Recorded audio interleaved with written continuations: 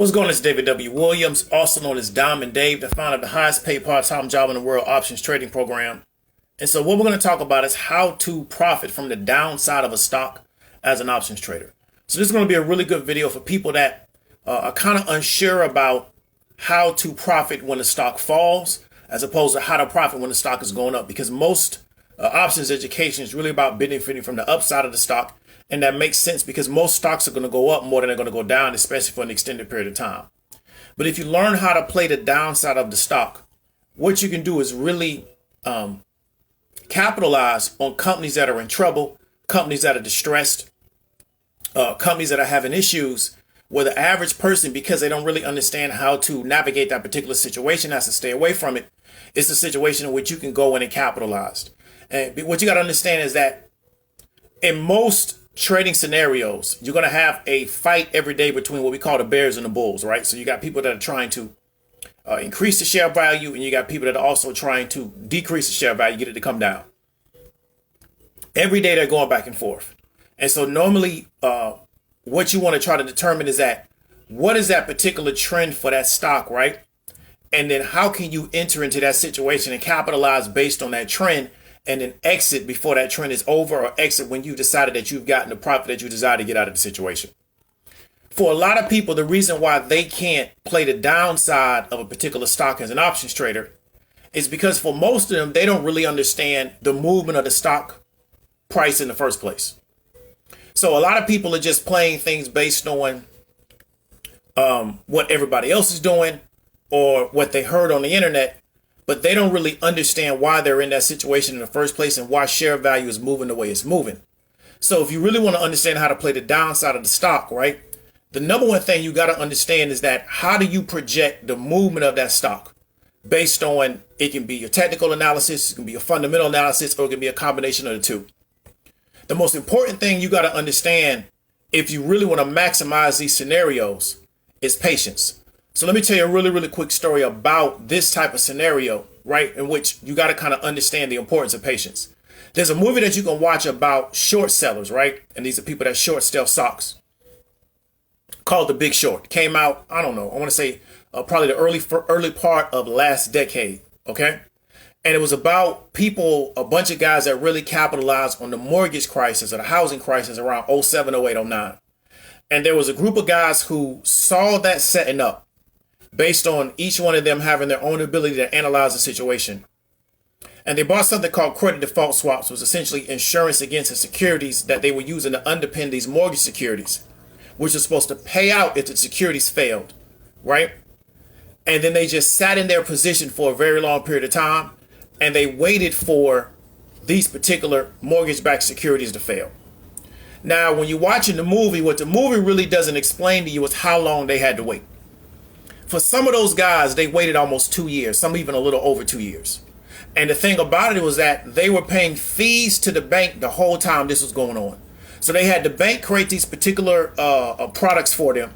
And then to be in these particular positions, they had to pay fees to the bank. So if you're watching the movie, there's a scene in which one of the guys was running a fund, and he had essentially created a lot of exposure to this particular bank product.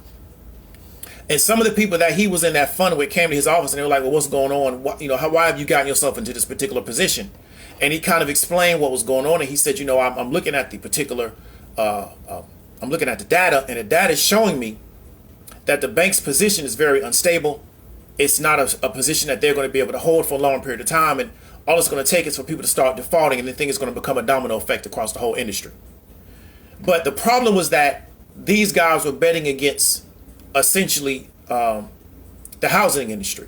And so a lot of people's attitude is that what the housing industry starts to hit some type of contraction or starts to hit some type of trouble, the United States government's going to come in and bail them all out. Now, we saw that was not the case. The United States government really just sat back and watched the whole housing industry. It watched residential housing just fall under. But the idea was that, well, nobody's going to sit back and watch residential housing fall under. The United States government's going to come in and bail them out. So you're not going to really be able to capitalize on this, on being able to benefit from the fact that you have insurance on these particular securities. So in the movie, they told the guy, we want you to give us our money back. We want out of this fund because we feel like you're making a lot of irrational decisions, right? So you got to understand that patience was necessary, because the guy had to observe what was going on, realize there's an opportunity here, take a position, and not be so desperate or be so needy for immediate income that position have to turn around in 30 days or 60 days or 90 days or even 120 days. Some of those guys held those positions for almost 2 years. But then when this thing started to happen, it became a crescendo, it became a domino effect.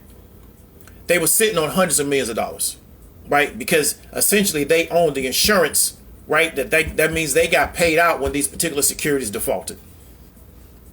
It's the same thing if you're trying to really benefit from puts from a company. You can make money on a short-term day trade move. You can make money on a shorter-term swing trade. You can do that. And there's nothing wrong with that, right?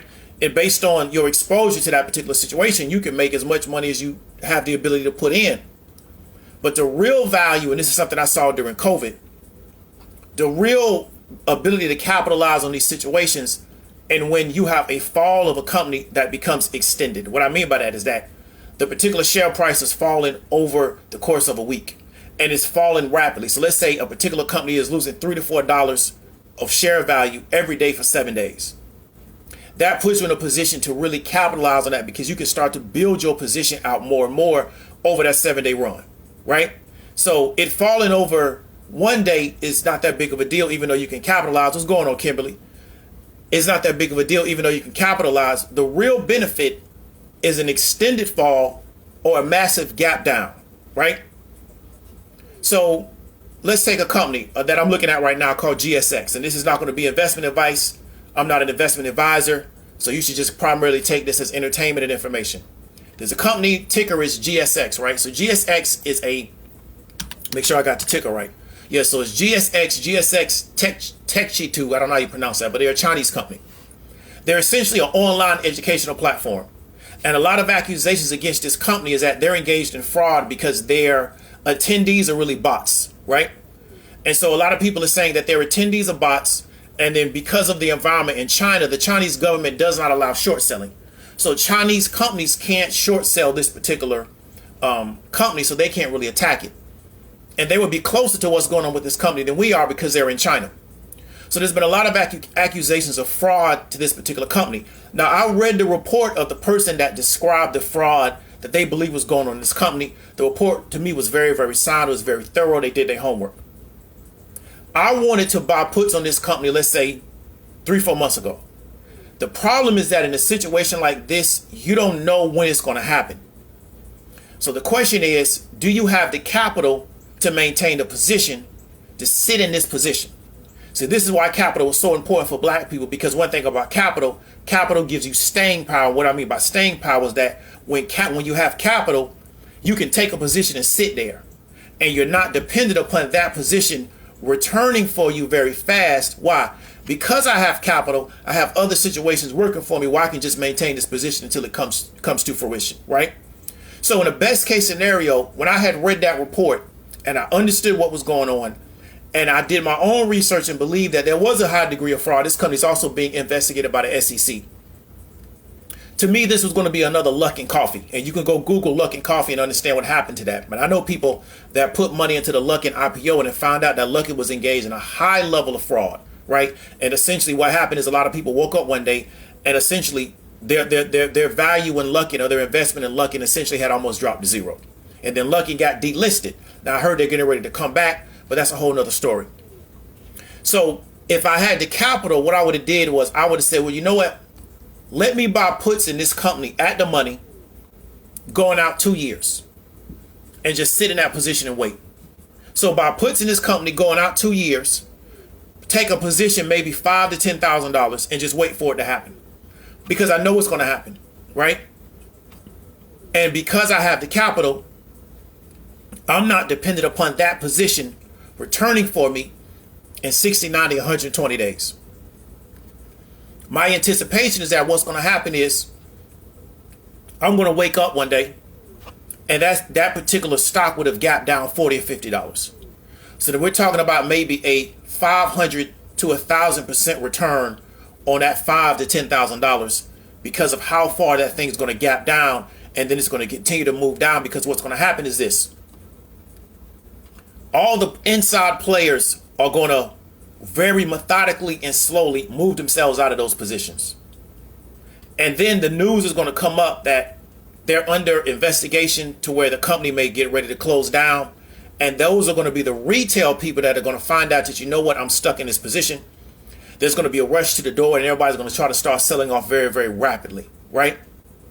So you want to have already been positioned by that time, because then if you go in now and try to buy puts, because of implied volatility, the price on the securities are going to be so high, and the movement, which is going to be the falling of the share price, is already going to be baked in.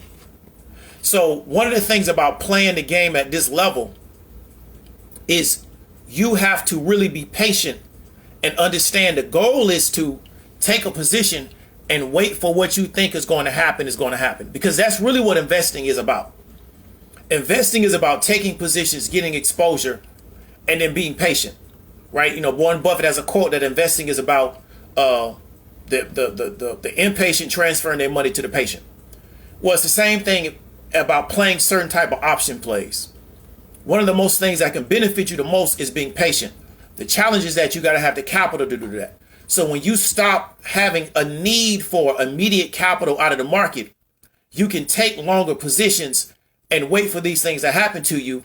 And instead of you making, let's say hypothetically, you making $10,000 a month, but you're trading literally to make that 10 grand a month, you're trading 25 and 30 and 40 times a month.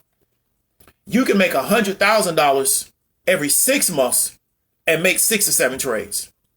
And so that's what a lot of people are not aware of. They have this impression that to really get my money out of the market, I have to trade all the time. If you really study a lot of the really what we call the famous traders, the Hall of Fame traders, they're situational traders. They only trade during certain situations. They do not trade every day. Why? Because they understand that it doesn't make sense for me to trade every day, because I'm not a day trader. I'm a trader, but I'm a situational trader.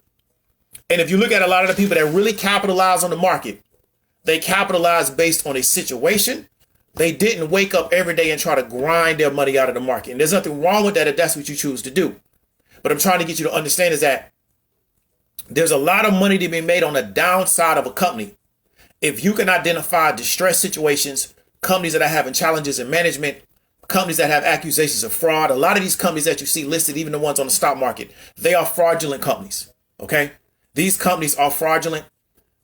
You're seeing a lot of companies go public in the EV space that are fraudulent companies.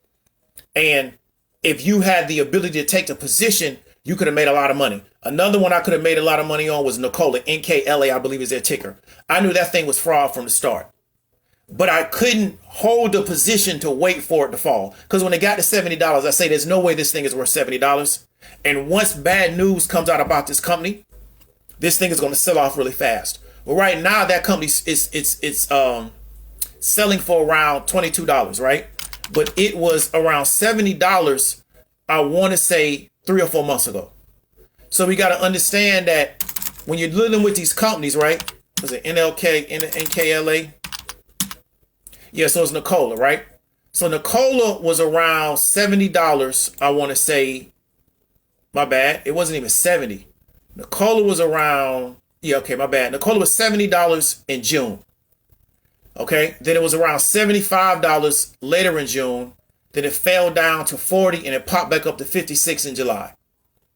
So if I would have taken a lot of put positions in July, right, at that $56 mark, it fell to 29 later that July, right? I could have exited then, or I could have kept riding it, right? Could have kept riding it because eventually it popped back up to 50 in September. So that's another time in which I could have taken a position. And then it fell down to 1788 in early September. So if I was to get in July and not have to get out because I needed the income, I could have rolled that thing till it got under 20. And that's when I could have exited. And I would have had $50 puts, right? And I would have had a $20 exit. So I might have been $30 in the money. And when you had that time period from September at 34.19, when it started to move down very rapidly, right? That's when those puts would have became very, very, very profitable. So you got to understand is that this is a really, really powerful way, right, to capitalize on the fall of a company, to capitalize on companies that are unstable. But one of the things that'll really help you is if you really understand the importance of patience in these situations. And if you could try to figure out how can I set aside some capital that I don't need an immediate 90, 120 day return on? Because like I said before, is that if you would have got in at 50 in September, you could have capitalized because later that month it was 1788. And then if you really would have got in at 74.19 in June, and so that's June, July, August, September, it's only 4 months. You could have waited 4 months or almost 5 months. You could have exited at 1788, right? So you would have had you would have had a $75 put and you would have exited at 1788. Those puts would have exceeded 1,000% just based on the fact that ever since that date, you had a lot of downward movement on that share price. So this is the power of the market. This is the power of options. You would have had a lot of people coming to you to try to buy that contract because essentially it would have been an insurance policy against the downward movement in that particular share price.